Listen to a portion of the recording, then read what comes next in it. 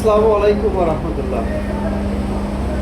Bike মাঝে যারা চাকরি করেন তাদের জন্য আরেকটা আমি উপদেশ দিচ্ছি না, আসলে তাদের কিন্তু স্মরণ করা দিচ্ছি, সেটা হলো যে আমার এই ফাইলের মেজারমেন্ট স্মল সাইজের, আমার চেস্ট সারগাম চাচ্ছে হলো 40 ইঞ্চি। তো এখন দেখেন ফাইলে 40 ইঞ্চি আছে, তো আসলে ওই প্যাটার্নটা এটা স্মল সাইজ, তো প্যাটার্নটাও স্মল সাইজ। তো আমার স্পেকশিটে আছে চেস্ট সারগাম 40 ইঞ্চি, তো আসলে প্যাটার্নটা 40 ইঞ্চি আছে কিনা মার্কারটা দেওয়ার সময় এটা অবশ্যই আপনারা একটু চেক দিয়ে দেবেন প্যাটার্নগুলো সাইজ ওয়াইজ। তো এখন দেখেন ওনারা আমার এই প্যাটার্ন ওনারা অলরেডি মার্কার দিছে, লে বিছাচ্ছে।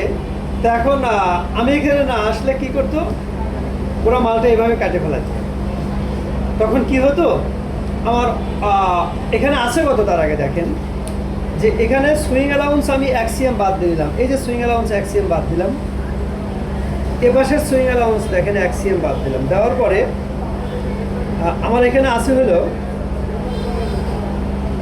40, এখানে আছে হলো 20 হাফ, তার মানে 41। তো এখন দেখেন যে যদি 41 হয় তাহলে টোটাল সারগামে আমার 1 ইঞ্চি প্লাস হচ্ছে।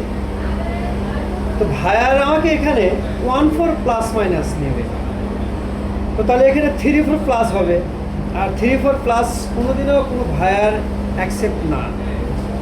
তো সেই ক্ষেত্রে আপনারা কী করবেন, এখানে দেখেন যে আমার এখানে সুইং অ্যালাউন্স আগে মেজারমেন্টটা নেবেন, মেজারমেন্ট নেওয়ার পর সুইং অ্যালাউন্স যতটুকু লাগে ততটুকু ফেলাইয়া দিয়ে দেবেন, দেওয়ার পরে মেজারমেন্টগুলো কারেকশন করবেন। তো আমাদের ফ্যাক্টরি হাজিরা জিএম সাহেব। ও আচ্ছা আচ্ছা, ঠিক আছে ভাই, থ্যাংক ইউ। প্যাটার্নটা চেক দিয়ে নেবেন আপনারা, তাইলে আপনি মেজারমেন্টগুলো অ্যাডজাস্ট করবেন। আসসালামু আলাইকুম।